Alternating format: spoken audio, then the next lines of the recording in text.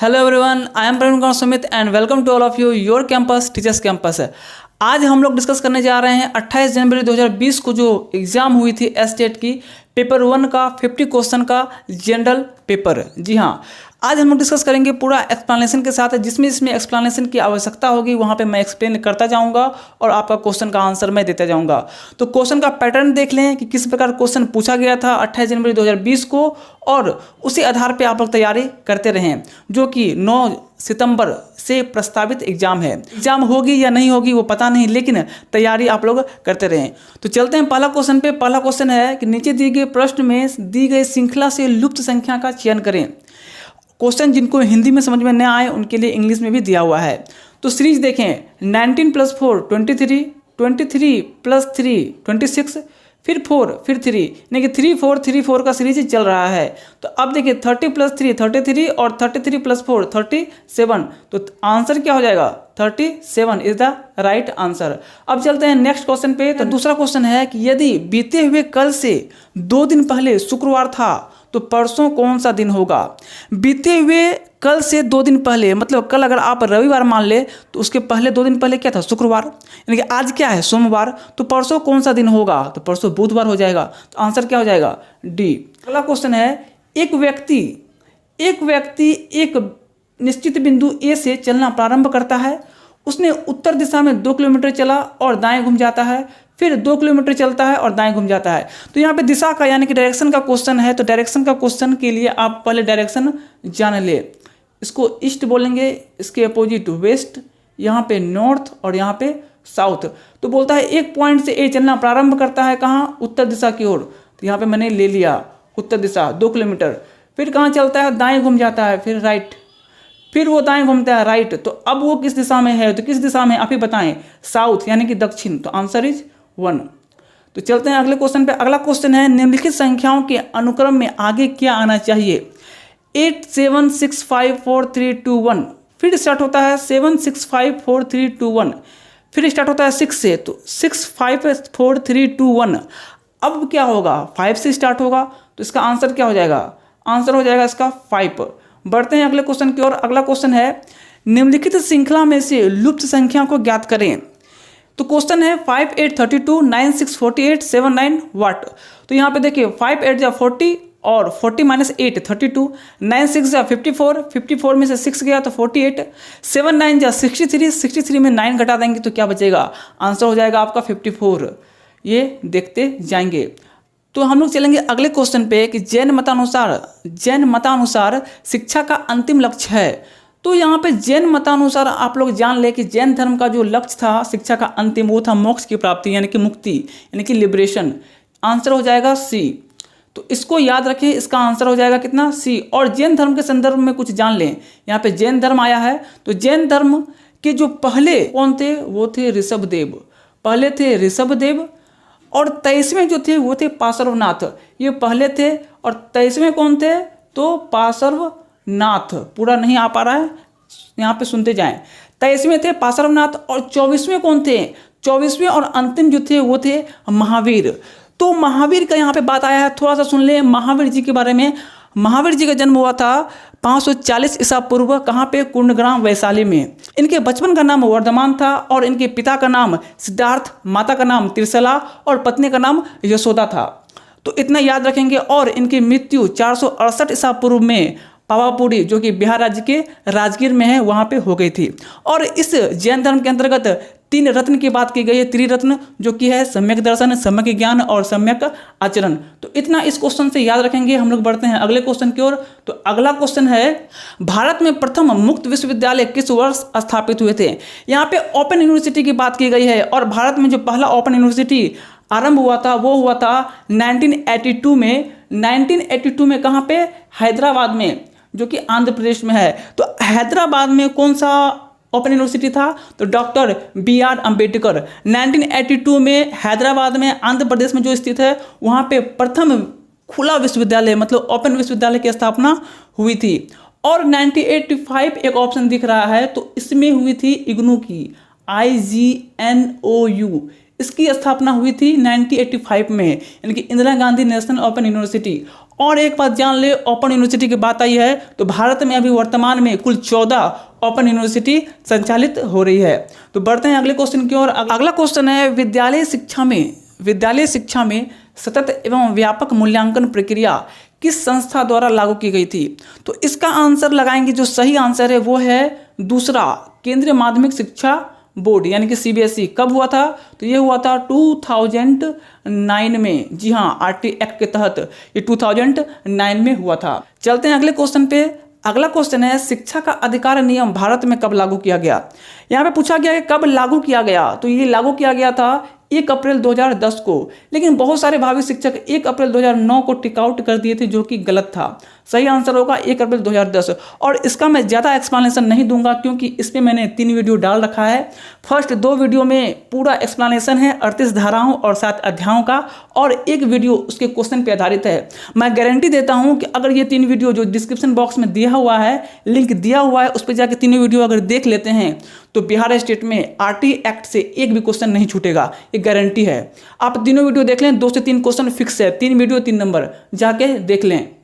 अगला क्वेश्चन है, भारत के संबंध में कोठारी आयोग द्वारा सिफारिश की गई नीति है। तो कोठारी आयोग जो अपने संस्तुति प्रस्तुत की थी वो त्रिभाषा के संदर्भ में।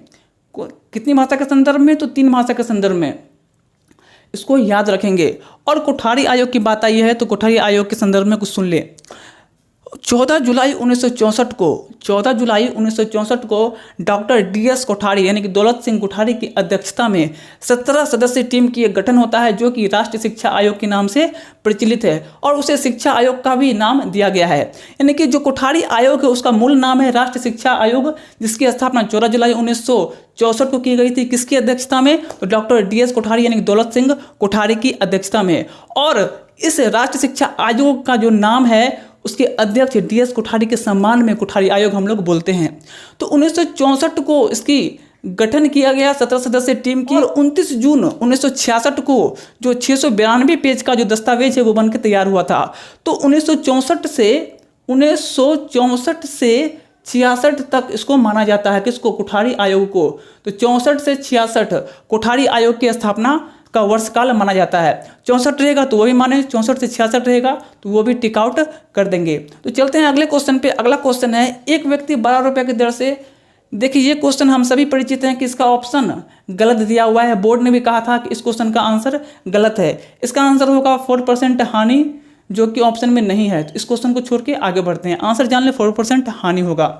अब चलते हैं अगले क्वेश्चन की ओर। तो अगला क्वेश्चन है कि एक धनात्मक पूर्णांक संख्या यानी कि पॉजिटिव इंटीजर, जिनको हिंदी में दिक्कत हो रही हो वो नीचे इंग्लिश में दिया हुआ है, देख लेंगे। तो एक पूर्णांक संख्या और उसके वर्ग का योगफल, तो मैं मान लेता हूं पूर्णांक संख्या x और उसके वर्ग यानी कि स्क्वायर का योगफल कितना दिया हुआ है? तो 2450। इसका मतलब है कि इस दोनों का योग जो होगा 24 से 50 के बराबर होगा। तो यहाँ पे आप अब क्वाड्रेटिक इक्वेशन सॉल्व ना करने लगेंगे कि x² + x - 2450, फिर यहाँ पे 2 वैल्यू निकालेंगे, नहीं। यहाँ पे ऑप्शन से चलें, 48 + 48 का स्क्वायर यानी कि 8 इकाई अंक और 8 का स्क्वायर 64, तो 8 से 12 जीरो आएगा, नहीं आएगा। हमको क्या लाना है? 2450। तो पहला ऑप्शन गलत। तीसरा देखें 51, तो 51 का इकाई अंक 1 + 1 का स्क्वायर कितना? 1, तो 1 + 1 2, तो इकाई अंक जीरो आएगा, नहीं आएगा, ये भी गलत और ये भी गलत। चौथा देखें 53 + 53 का स्क्वायर, तो 53 का इकाई अंक यूनिट डिजिट पे कितना है? 3, और उसका स्क्वायर क्या होगा? 9, तो 9 और 3 2 है, नहीं 0। अब 49 देखें, 49 + 9 का स्क्वायर यानी कि कितना? 81, तो जोड़ेंगे तो 0 आ जाएगा। तो अब आंसर क्या होगा? 49। क्लियर है? तो बाय ऑप्शन चलेंगे, जल्दी बनेगा। चलते हैं अगले क्वेश्चन पे। अगला क्वेश्चन है, जब एक संख्या को 15, 20 या 35 से विभाजित किया जाता है, यानी कि 15, 20 या 35 से जब हम उसको डिवाइड करते हैं तो हर बार शेष 8 आता है। तो फिर सबसे छोटी संख्या क्या है? यहाँ पे वर्ड को पकड़ें, सबसे छोटी संख्या क्या है? तो आप जान रहे हैं कि एलसीएम का डेफिनेशन होता है कि वह छोटी से छोटी संख्या जो दी गई संख्या से विभाजित हो, वो उस संख्या का एलसीएम यानी कि लघुत्तम समापवर्ती कहलाता है। ठीक है, तो यहाँ पे एलसीएम निकालना है किसका? 15, 20 और 35 का। तो 15, 20 और 35 का जब आप एलसीएम निकालेंगे तो उसका आएगा 420, कितना आएगा 420। और हम जानते हैं कि किसी भी संख्या का एलसीएम जब निकालते हैं तो वो सारी संख्या से ये संख्या डिविजिबल होती है, विभक्त होती है। तो अब तो विभक्त हो जाएगी तो रेस्ट क्या बचेगा 0। लेकिन पूछ रहा है कि 8 बचाना है, 8 हर कंडीशन में शेष आता है। तो इसमें अगर आप 8 जोड़ देते हैं तो अब आप डिवाइड करेंगे तो कितना 8 बचेगा कि नहीं। तो 420 और 8 कितना हो जाएगा 428 इज द राइट आंसर। आगे बढ़ते हैं अगले क्वेश्चन पे। तो अगला क्वेश्चन है कि 80 लीटर मिश्रण में दूध और पानी का अनुपात 27:5 है। 27:5 है क्या 80 लीटर दूध के मिश्रण का। तो यहीं पे आप निकाल लें कि दूध कितना है, पानी कितना है, ठीक है। फिर बोल रहा है कि 3:1 के अनुपात में दूध और पानी का मिश्रण प्राप्त करने के लिए आप पानी कितना मिलाएंगे। तो एक तो मिश्रण दिया हुआ है 27:5, तो आप पहले दूध का मात्रा निकाल लें कितना होगा। तो मिल्क यानी कि एम से मैं यहाँ पे दूध को m से डिनोट करता हूँ। तो दूध की मात्रा कैसे निकालेंगे 27 बाय टोटल 27×5 32 और गुने 80। तो 80 निकाल लिए दूध की मात्रा। और वाटर का मात्रा कितना होगा तो 5 बाय ऑल यानी कि 32 और 5 बाय 32 यानी कि दोनों का सम और 80। तो ये तो निकल गया मिल्क और वाटर का अनुपात जो कि दिया हुआ है कितना 27:5। अब रहा है क्वेश्चन कि इसमें पानी कितना मिलाया जाए कि इसका अनुपात 3:1 हो जाए। तो दोनों को अनुपात कर देंगे अब बराबर 3/1 ले लेंगे 3/1। और पानी कितना मिलाया जाए तो मान लें इसमें कितना x मिला दें। तो नीचे वाले में x मिला दें, दोनों का अनुपात ले लें तो कितना आना चाहिए 3:1। जब इसको आप सॉल्व करेंगे तो आंसर आएगा 10 लीटर। अगर वीडियो पसंद आ रहा हो तो लाइक करते रहें और पसंद आ रहा हो तो शेयर करते जाएं। मैं पूरा एक्सप्लेनेशन के साथ देने का कोशिश करूंगा जितना हो सके। चलते हैं अगले क्वेश्चन पे। अगला क्वेश्चन है एक आदमी ने 20 सेब को 100 रुपये में बेचकर 20% मुनाफा कमाया। उसने 100 रुपये में कितने सेब खरीदे। तो यहाँ पे बेचकर 20% मुनाफा कमाया तो इसका सीपी निकाल लें। तो सीपी कितना होगा, सीपी बराबर फॉर्मूला क्या होता है SP × 100/100 प्लस लाभ %। तो सीपी निकाल लेना। सीपी बराबर क्या होगा विक्रय मूल्य कितना है 100 × 100 बाय 100 प्लस लाभ यानी कि 120। जब आप कटाएंगे इसको तो ये आएगा आपका 250/3 यानी कि 20 सेब का मूल्य कितना 250/3। तो एक सेब का मूल्य कितना हो जाएगा 250/3 और बाय कितना 20 यानी कि 250/3 × 20। इसको कट कर देंगे तो 25/6 आ जाएगा। समझ में आ रही है बात। तो एक सेब का मूल्य 25/6। तो 100 रुपये में कितना सेब तो 100 को डिवाइड कर देंगे 25/6 से 6 ऊपर 25 × 100 6 × 24। तो आंसर इज सी। चलते हैं क्वेश्चन 16 पे कि क्वेश्चन 16 बोलता है 1 जनवरी 2013 को बुधवार था, 2 जनवरी 2014 का क्या होगा। सुने इसमें एक ही कंसेप्ट लगेगा कि 2013 क्या है सामान्य वर्ष है और हम लोग जानते हैं या जान ले नहीं जानते हैं। तो 1 जनवरी यानी कि किसी भी सामान्य वर्ष का जो फर्स्ट डे होता है उसी ईयर के लास्ट डे के बराबर होता है। मतलब 1 जनवरी 2013 को अगर बुधवार है तो यानी कि सामान्य ईयर है तो उस वर्ष का जो अंतिम 31 दिसंबर होगा वो बुधवार ही होगा। यानी कि अगला जो 1 जनवरी 2014 होगा वो बृहस्पतिवार होगा। मतलब कि सामान्य वर्ष का जो डेट है अगर अगले वर्ष में हम लोग जाते हैं सेम डेट में तो 1 दिन बढ़ता है। अगर वही यहाँ पे 2013 की जगह पे कोई लीप ईयर रहता तो 2 दिन बढ़ता। तो अब आप देखें 1 जनवरी 2013 क्या बुधवार है। तो हम लोग अगले ईयर में जा रहे हैं तो 1 डेट बढ़ेगा। तो 1 जनवरी 2014 क्या होगा बृहस्पतिवार होगा। लेकिन पूछा क्या है 2 जनवरी तो बृहस्पतिवार के बाद एक और क्या होगा शुक्रवार। समझ में आ रही है। तो आंसर क्या हो जाएगा शुक्रवार। समान ईयर रहेगा तो 1 दिन बढ़ता है, लीप ईयर रहेगा तो 2 दिन बढ़ता है, लेकिन उसमें 29 फरवरी इंक्लूड होना चाहिए। अगर 29 फरवरी इंक्लूड है तो 2 दिन बढ़ाएंगे। ठीक है चलते हैं अगले क्वेश्चन पे। बी ए से बड़ा है तो बी इज ग्रेटर देन ए ले लें। सी से छोटा है, बी जो है सी से छोटा है।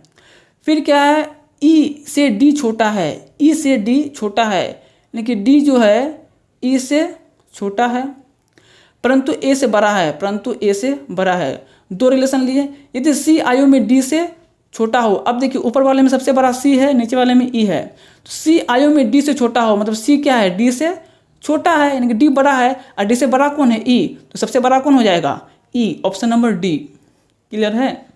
अगला क्वेश्चन देखते हैं 2 2 3 2 3 4 2 3 4 5 2 3 4 5 6। अगला यहाँ पे आना चाहिए था 2 3 4 5 6 7, तब हम लोग 8 देते हैं, लेकिन यहाँ पे 6 पे ही आके अटक गया, रुक गया। तो बोर्ड ने जो आंसर दिया है वो दिया है 7। ठीक है इसका बहुत ज़्यादा इसमें कन्फ्यूजन था कि ये रिपीट हो गया है, इस कारण से इसका आंसर डी होना चाहिए था, लेकिन बोर्ड का आंसर था बी 7। तो चलिए देखते हैं अगला क्वेश्चन क्या है। नीचे दिए गए विकल्पों में से संबंधित शब्द को ज्ञात करें।